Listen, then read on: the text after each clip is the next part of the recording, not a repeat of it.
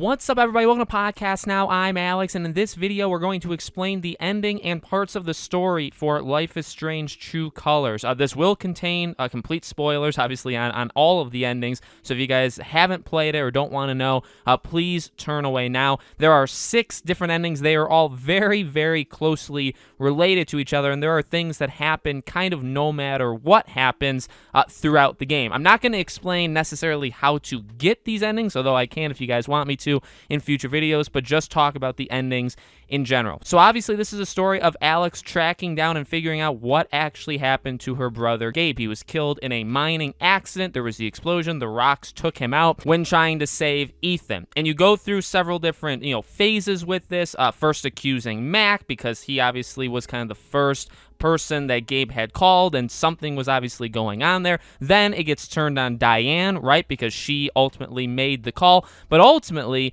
it ends with Jed being quote-unquote the ultimate villain. His past life, which the town of Haven does know, is basically a savior of the mines. He was in a mining mission with a bunch of other miners, and he escaped, and he was heralded as this hero. Typhon actually bought him the bar, and he was kind of considered just this god-like figure of this little town, this little community, when in reality, it was all a lie. He actually made the call that resulted in many of the miners in that mission dying, which actually included Alex's father, who after he left her, he ended up just finding his way, trying to kind of reform his life, trying to figure his life out, and he was one of the miners in the mine that ended up dying in that accident. So Jed ultimately is kind of the villain. Now, in terms of the very, very end of the game, he obviously tries to kill you. It does not work. You find your little necklace, which kind of gives you almost like your ultimate form, your ultimate power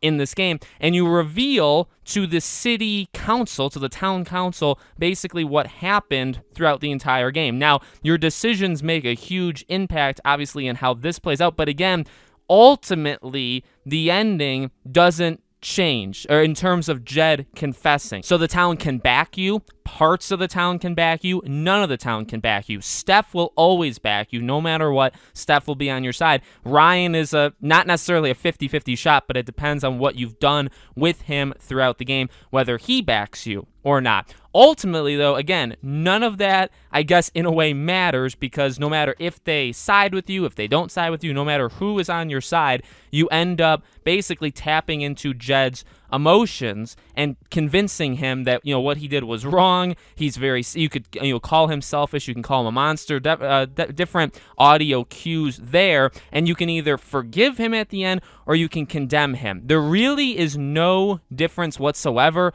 in doing that. It's kind of just the power and kind of just you as a person, and I guess Alex as a character choosing what you would like to do in that situation. But he still confesses to the police. The plot does kind of end there, right? Like the mystery ends because he will confess no matter what. It's kind of just a personal decision to you. And then we get the actual endings of the game, which is a sit-down conversation with Gabe, which is kind of like your subconscious, talking about what do you do next? What's the next part? Now, this all changes based off of who you've romanced. You don't have to romance either Ryan or Steph. And I guess to quickly say it, you romance them pretty much simply by just giving them the rose in the festival, okay, in episode 4. That's really all it takes to romance them. If you romanced one of them, that person will come to your door. So if you romance Ryan, Ryan will show up at your door and talk to you, and you kind of get to make the first part of the decision, and then, or Steph will do basically the same thing, each with their own dialogue decisions. You then go upstairs or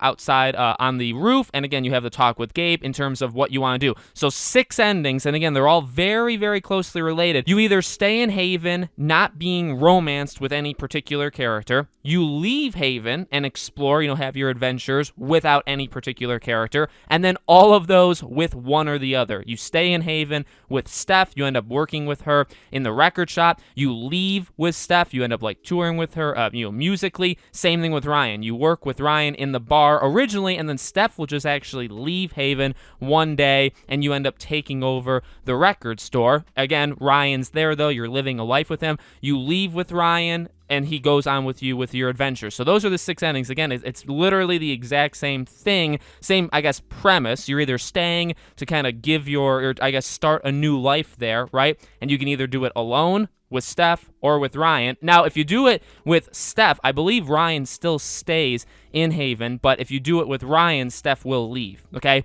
And then obviously leaving, again, you can do it by yourself with Steph or with Ryan. And that's the ending of the game. So let me know what you guys think of it in the comments below. I will have a review and plenty other videos if you guys care about my, this was kind of outside my personal opinion, but I have a lot to say about this game, and I will say a lot over the coming days, okay? Make sure you guys are subscribed, bell icon turned on. All my social media, my Twitter, my second channel, our Patreon and YouTube memberships are all in the description below if you guys want to check it out. Thank you for watching. I hope to see you all on the next video.